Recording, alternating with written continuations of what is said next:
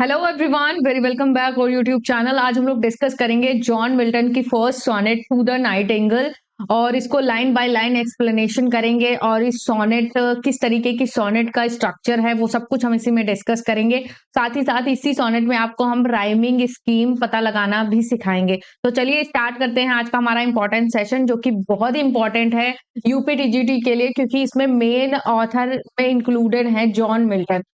Okay, तो चलिए let's begin the session. आज का जो हमारा फर्स्ट स्लाइड है उसमें देखिएगा कुछ इंपॉर्टेंट पॉइंट्स हैं to the nightingale writing and publication से रिलेटेड। तो इसमें ये एक सोनेट है, बेसिकली इसका जॉनर आपसे पूछा जाए तो ये एक सोनेट है। John Milton wrote to the nightingale जब ये 21 ईयर्स के थे, ये भी ध्यान रखिएगा 21 ईयर्स के थे, तो इन्होंने 1632 में ये सोनेट लिखा था जब ये कैम्ब्रिज यूनिवर्सिटी में पढ़ाई कर रहे थे।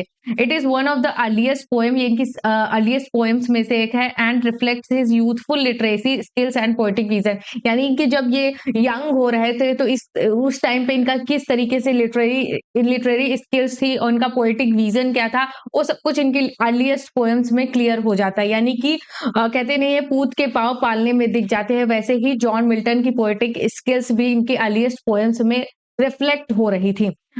थर्ड इनका जो पॉइंट है, the poem represent the Nightingale. Nightingale यानी कि एक बुलबुल बर्ड है और उसको एक सिंबल माना गया है किस चीज का, तो लव एंड पोएटिक इंस्पिरेशन। यानी कि इसका लव का एक सिंबल माना गया, साथ ही साथ लिखने के लिए जो एक इंस्पिरेशन चाहिए, एक प्रेमी को लिखने के लिए अपनी भावनाओं को व्यक्त करने के लिए सिंबल चाहिए, तो उसने नाइटिंगेल का सिंबल लिया है। इट फॉलोज द पेट्रार्कन या इटालियन सोनेट फॉर्म को इन्होंने फॉलो किया है। तो ये आपको पता होना चाहिए पेट्रार्कन और इटालियन जो सोनेट्स होती हैं उनका क्या स्ट्रक्चर होता है। तो उसमें एक ऑक्टेव होता है 8 लाइन का और सेस्टेट होता है 6 लाइन का। तो इसकी राइमिंग स्कीम जो होती है वो यहाँ पे मैं लिख देती हूँ, एक सेकेंड, कहाँ पे हूँ मैं? हाँ, ए बी ए बी, ठीक है, फिर ए बी बी ए, ठीक है, सी डी सी, और या फिर कभी-कभी डी-सी-डी भी होता है, सी-डी-ई भी होता है, ठीक है? तो इस चीज़ को ध्यान रखिएगा। यहाँ पे थोड़ा-सा कभी-कभी वेरिएशन देखने को मिलता है। पब्लिकेशन ऑफ द सोनेट, यानी कि ये जो सोनेट थी ये पब्लिश हुई थी, इनका जो कलेक्शन था 1645 में कलेक्शन आया था।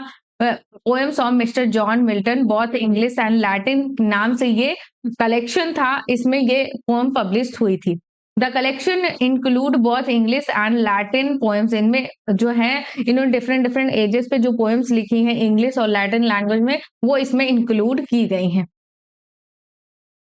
तो इम्पोर्टेंस ऑफ सोनेट देख लेते हैं कि सोनेट नंबर जो 1 है ये सोनेट टू द नाइटिंगेल, ये क्यों इतना इम्पोर्टेंट है। This sonnet consider Milton first sonnet, पहले तो ये फर्स्ट सोनेट है इसलिए इनको कंसिडर किया जाता है इम्पोर्टेंट के तौर पे। तो मिल्टन्स फर्स्ट इंग्लिश सोनेट अगर पूछ लिया जाए तो टू द नाइटिंगेल है और it explores the theme of love, fate and poetic inspiration. इसमें आपको थीम्स मिलेंगी।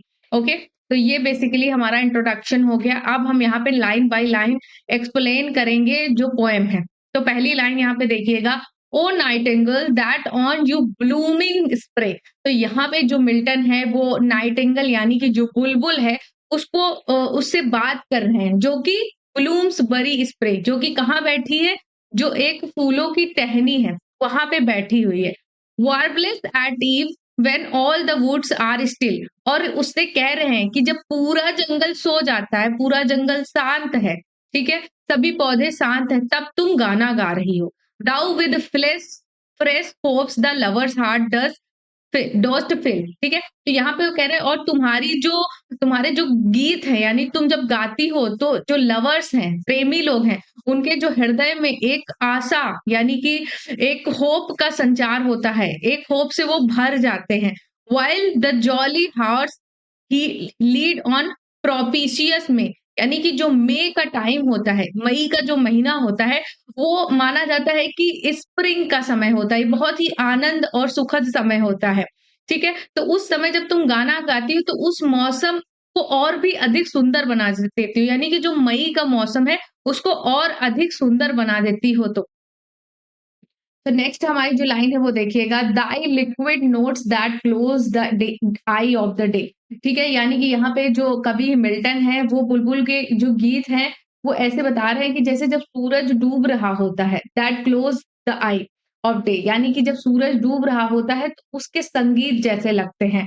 First heart before the shallow कुक्स bill, यहाँ पे वो जो है मिल्टन जो है वो जो नाइटिंगेल है और कुकू यानी कि कोयल, दोनों के साउंड की तुलना करते हैं। वो कहते हैं कि जो नाइटिंगेल है उसका जो साउंड है वो पहले सुनाई देता है, कुकू कुकू का बाद में, यानी कोयल का बाद में सुनाई देता है। और शैलो का मतलब यहाँ पे है कि इन दोनों के साउंड को, इन दोनों के गीतों को, आवाज़ को वो कंपेयर करते हैं और कहते हैं कि जो नाइटिंगेल का साउंड है वो कहीं अधिक गहरा है ना? कहीं अधिक दिल को छूने वाला है। अब नेक्स्ट लाइन देखिएगा, portend success in love O if जोब्स विल, तो जोब्स यहाँ पे कौन है? तो एक ग्रीक गॉड है, यानी जुपिटर, जो कि प्रेम के देवता बोले जाते हैं। तो अगर उनकी इच्छा से होती तो वो मतलब ऐसा सक्सेस दिखाता है। जो उनके जो बुलबुल के गीत हैं, नाइटिंगेल के गीत हैं, वो प्यार में सक्सेस को दिखाते हैं, आशा ऐसी बाँधते हैं। Have linked that amorous power to thy soft lay. वो आगे कहते हैं कि जो गॉड जोव्स हैं, जुपिटर, तो वो अगर बुलबुल को लिंक किए हैं प्रेम से, तो ये एक तरीके से शुभ संकेत माना जा रहा है कि प्रेम में सफलता मिल सकती है। ठीक है? Now timely sing ere the rude bird of hate. आगे मिल्टन कहते हैं फॉर माई रिलीफ येट हार्ट्स नो रीजन व्हाई। तो यहाँ पे एक्चुअली यस, सॉरी, ये लाइन थी। तो now timely sing ere the rude bird of hate. तो यहाँ पे जो मिल्टन है वो नाइटिंगेल से प्रे करते हैं कि वो सही समय पर गाए और इससे पहले कि मतलब कोई मतलब उल्लू जैसा जो ऐसा पक्षी ना अपनी आवाज निकाल दे जो उनके प्रेम के लिए अशुभ का सूचक हो। ठीक है, जैसे कि उल्लू वगैरह की आवाज। Foretell my hopeless doom in some grove high, यानी कि मेरी आशाओं को डूबने से पहले, मेरी आशाएं उससे जुड़ी हुई हैं तुम्हारे गाने से, तो इससे पहले उनको डर लग रहा है कि कहीं कोई अशुभ पक्षी ना गा दे, इसलिए टाइम से गाओ। As thou from year to year हार संग टू लेट, यानी कि वो अब कह रहे हैं मिल्टन कि लेकिन तुम साल दर साल देर से ही गाती हो, जिसकी वजह से क्या हुआ, मेरा प्रेम जो है वो असफल हो गया।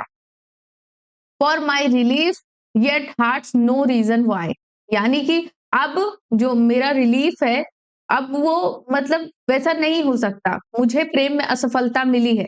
वेदर द म्यूज और love call the his met, यानी कि अब चाहे तुम मतलब बुलबुल यानी कि नाइटिंगेल को म्यूज कविता कविता कहो या फिर प्रेम की देवी कहो, ये दोनों एक ही हैं।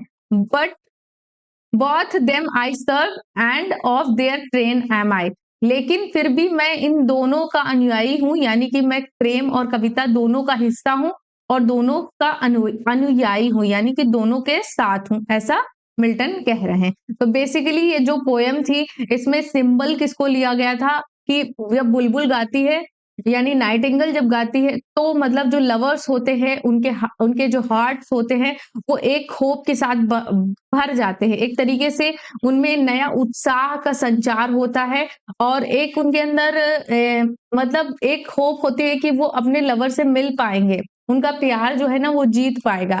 तो इस तरीके से जो नाइटिंगेल की साउंड को यहाँ पे सिंबलाइज किया गया है लव के साथ, फेट के साथ। ओके, तो यहाँ पे हमारा इम्पोर्टेंट सेशन एंड होता है। होप गाइस आप लोगों को पसंद आया हो और कोशिश किया है कि अच्छे से डिलीवर कर सकूं, सारे इंपॉर्टेंट फैक्ट्स को इंक्लूड किया है जो कि एग्जाम में पूछे जा सकते हैं। थैंक्स फॉर वॉचिंग, मिलते हैं नेक्स्ट वीडियो में, बाय बाय।